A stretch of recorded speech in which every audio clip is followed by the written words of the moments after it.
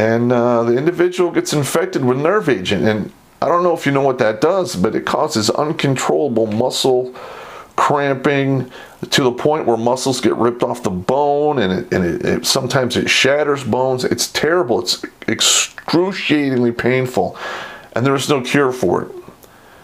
And they don't tell you this, but those guys carry a 380, and they put one behind your ear, and they tell your parents you died in the chamber. Too bad, so sad. Of course, I'm totally fucking with the guy. I'm just in a bad mood.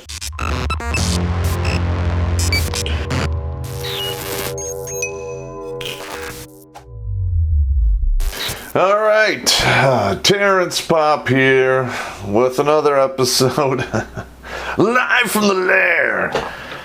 All right, again, this is years 2010 through 2013, and let's see, we're gonna go with the last of my shitbag. Well, not the last of my shitbag stories. I got hundreds of those, but I just don't remember them all right now. But this particular one, I was supposed to get to last episode, but we had a time overrun, so here we go. Alright, so I get this new dude. He's like 18 years old, 19 years old, right out of AIT. You know, he enlisted out of high school to go in the Army Reserve. He would come in for 3 or 4 months at a time, and then disappear for 2 to 3 months, and come back for 3 to 4 months at a time, and then this went on for quite some time, you know. And we counsel him, we heal him, but you know, I don't know what the fuck is up with K-Poc, but they tell you, you know, to your face, if you get so many U's, they're gonna put you out of the service, and they almost never do that. In fact, I've only seen it done maybe 4 or 5 times when Lieutenant Colonel Dina wanted to, you know, jam it to some people. And so I don't know. And then finally the guy, like, you know, just goes MIA for, you know, 90 days at a time. Will come in for one drill, go 90 days at a time, come in for one drill, just so he would get off of the non-participant fucking books. And you know, I don't, he was just playing some sick, stupid game. And I was pretty upset. I wanted to beat his face. I wanted to punch his face in and kick his ass. But, you know, it's a kinder, gentler army. You just can't track people down and, you know, beat them or beat the shit out of them or, you know, do horrible things to them like they used to do in the old school. So, finally, the guy comes in. He wants a release letter signed because he wants to go to active duty. And, you know, they just wanted him off the books, so he comes in and he signed, and they give him the paperwork so he can just be off our books and out of our hair, and he's somebody else's problem. Now, as he's walking out, I just can't let the dude walk out with just getting the, you know, an answer for why the fuck he was a fucking dirtbag. So I'm like, yo, come here. Now, and this time, you know, we're in a big office, and, you know, all of us are working in cubicles, so everyone knows everyone's business, everyone can hear what everyone's doing. And he comes over, and I'm like, what the fuck is your malfunction? All right, you've been here almost 2 years. I think you made a total of like 6 or 7 fucking drills. You know, what the fuck? He looks at me, he goes, "Will Popp, you know, civil affairs, you know, isn't what the recruiter said it was going to be." I'm like, really? So, you want to release, and you're going to active duty? He's like, yeah, I just want to go, you know, do this full time. I can't do the reserve thing. I'm like, I understand the reserve thing. I got it. But there are better ways you could have handled it than being a fucking asshat. What are you going to do on active duty? He's like, well, I don't know. Whatever they have available. And I'm like, listen, that is the attitude that got you in this whole fucking, you know, fucking boatload of bullshit in the first place. So how about you really ask some questions and find out exactly what these jobs are that they're offering you. And then, if you have any questions, call me on my goddamn cell phone so I can tell you if they're lying to you or not. Because if you do what you did here on active duty, you're going to get a dishonorable discharge, and they're not going to play games with you. Now do an about face and get out of my sight. And sure as shit, that guy called me about a week and a half later. We talked for about 90 minutes on the telephone about all of the jobs that they had open, and I explained, I don't remember what they all were, but the recruiter would give them the cool lingo explanation of the job, and then I would tell them the reality of the job.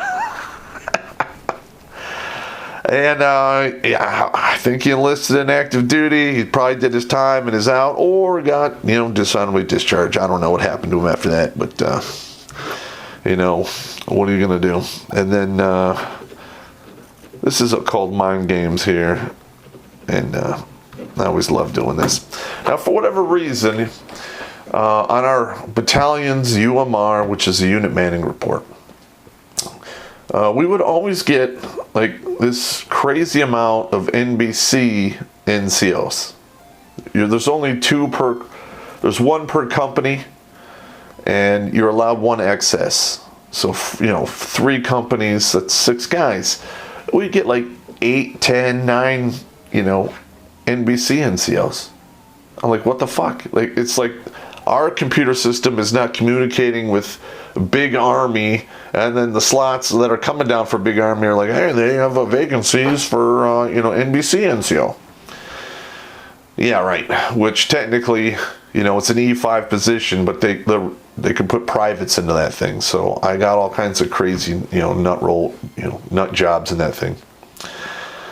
So we go up to Grayling. We're doing a weapons qual. It's a Friday, Saturday, Sunday thing. We report in Thursday night. We roll out I think that night to Grayling, rack out there, and everything starts. We do ranges on Friday. Well, we ran ranges all day on Friday. Come back to the barracks, and I was having this. I was in a bad way. It's just kind of grumpy. I don't know, and this one guy, he had enlisted to be an NBC NCO, and he was drilling with us before he went to basic training. They allow that for whatever reason, even though you don't really learn anything but bad habits, in my opinion. So we're sitting there, and he's like, "So, Sergeant Popp, what is an NBC NCO job like? But what do I have to do?" And I'm like, oh. I don't know. I don't know. I would not do NBC NCO. And he's just like, "What's that, Sergeant Popp? Right, Ranger, you did all that dangerous stuff. This looks like a pretty, cut and dry job." And I'm like, "Yeah, it is, and it isn't. You're going to go down there, and they're going to teach you about all of the nuclear, biological, and chemical weapons, and how you would detect them and neutralize them. But before you graduate, you got to actually don that equipment and wear it into a chamber that has nerve gas in it, and you walk through and you walk out. They basically do that so you have confidence in the equipment.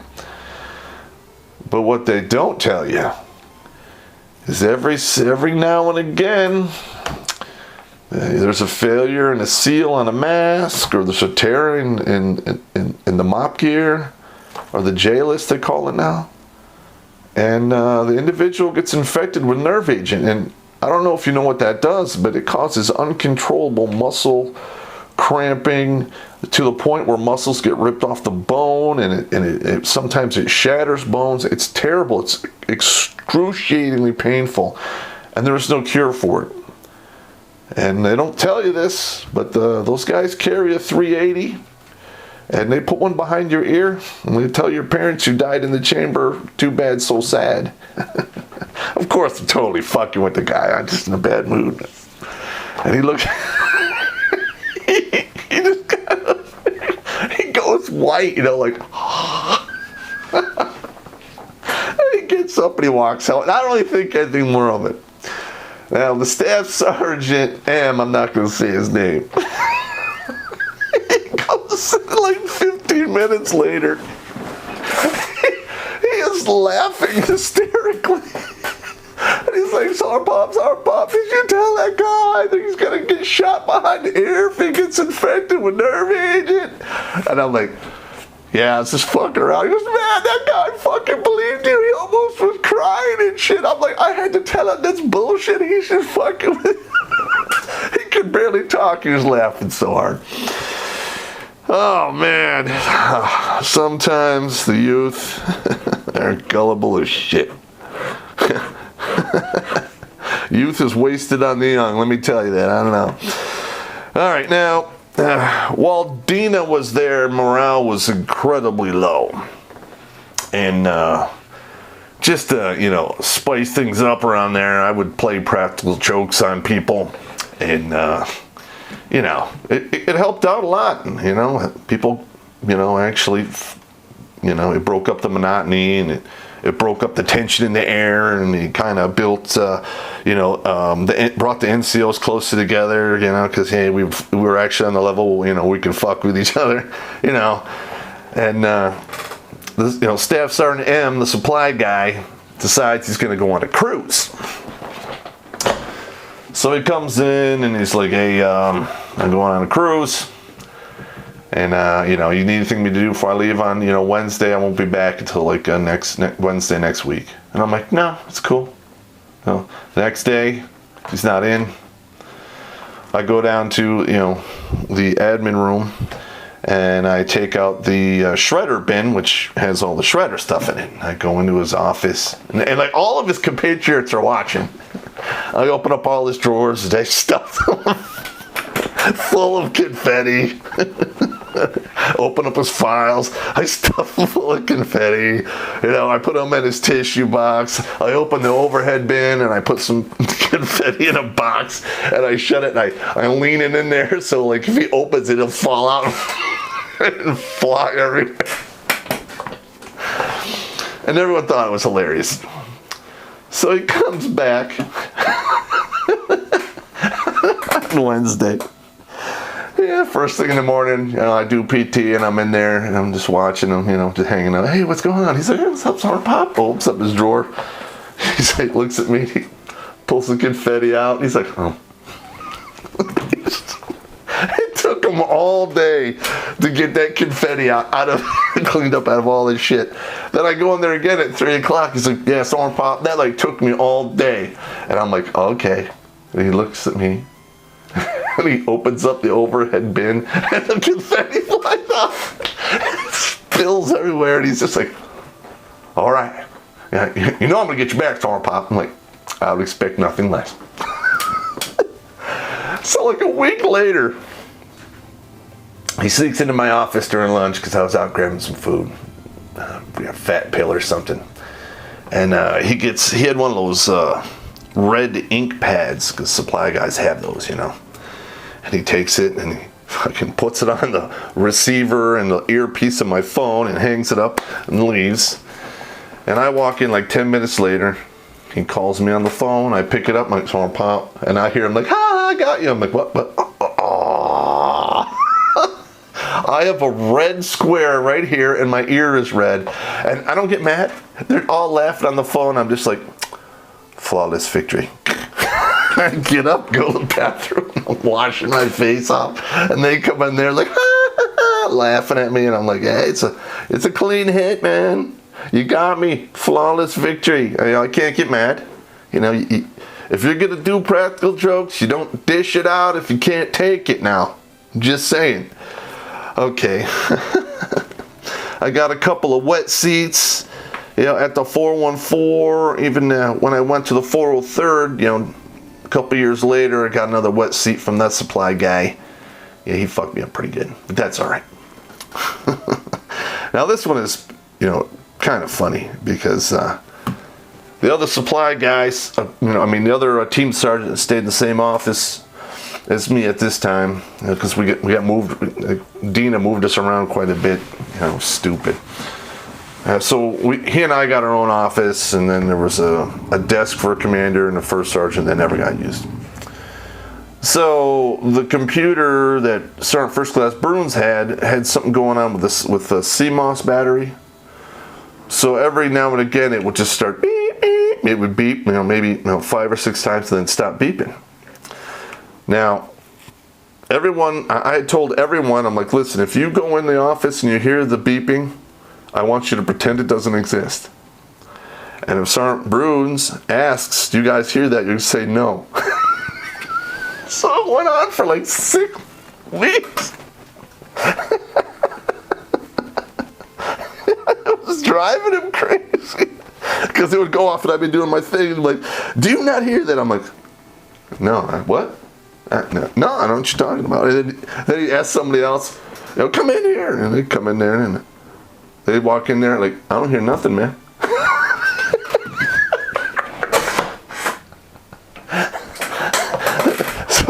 So finally, the computer guy comes in there and tells them, yeah, your motherboard CMOS battery's going bad. We all been fucking with you. And they swap out his computer. And he's like, oh, okay. A couple weeks later, I kept hearing this ticking, and I'm like, what the fuck? I'm looking in the ceiling tiles. I can't fucking find it. And I'm like, you hear that ticking? He's like, no, I don't know what you're talking about. It went on for like a week. And, it was fucking with me. And finally I go in there and I catch him. He opened up my computer and he put an alarm clock in there and he was winding it to keep it ticking. Oh, that was a good one. Oh, I love those burns. That's good stuff right there. That one took a lot of high-level thinking. Oh, man. And then, this is a good one here. Yeah. We have a piss test coming up, right?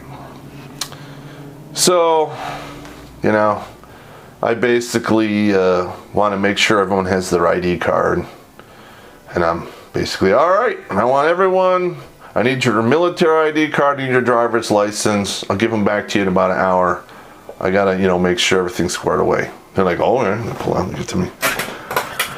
I'm like, okay, all right, take their driver's license, and I have like one of those permanent Sharpie markers, and I'm like, I'd write on the back, I am gay, and then I would take the Scotch tape and put it over it, set it aside. I did it on their ID card and their driver's license, and some of them I drew like glasses and a goatee and a mustache. Of course, I put down masking tape first. The Scotch tape first, and then I did that. I didn't do it on the actual, ID card because I didn't want to permanently, they could easily peel it off. And then I didn't say anything. An hour later, I'd made down the piss test roster. I just took the driver's license just for shits and giggles because I wanted to confirm everyone had a civilian driver's license so we can get them a military driver's license. And I give everything back. And I'm expecting like 3 or 4 guys to be like, oh, it's funny, it's not funny. No, nobody said shit. They just took it from me, put it in their wallet and purses or whatever, and they just did their thing.